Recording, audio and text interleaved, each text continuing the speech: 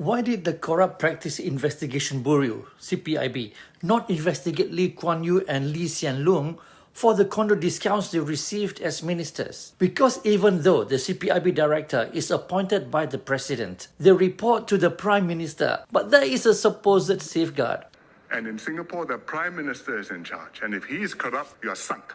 But beyond that, we decided to put in an extra safeguard. And that is, if the Prime Minister directs the CPIB, you don't do that. CPIB can go to the President and say, Prime Minister has refused me consent, do you concur? And if the President says yes, then the director CPIB can proceed. So according to Lee Hsien Loong, the CPIB can ask support from the President if the Prime Minister disallows an investigation. It may work if the President was independent of the PAP. Let us look at all the elected presidents. Tharman Shanmugaratnam, former PAP senior minister, was a PAP MP from 2001 to 2023 before becoming president with the PAP's support. Halimah Yacob, former PAP MP from 2001 to 2017, was the Speaker of Parliament from 2013 to 2017. Tony Tan, former Deputy Prime Minister, PAP MP from 1979 to 2005. S. R. Nathan, former Director of the Singapore Spy Agency,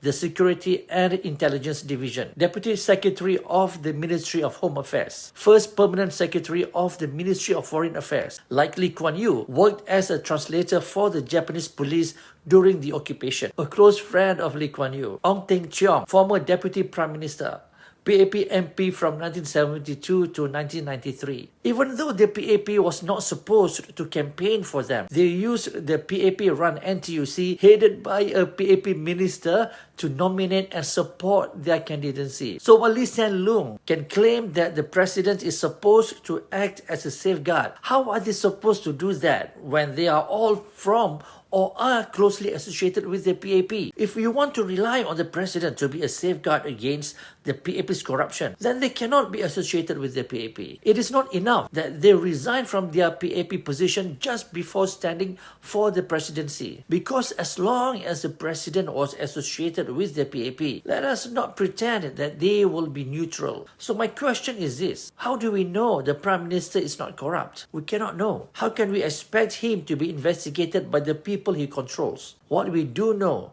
is that the PAP is involved in the corrupt abuse of power. That is beyond dispute.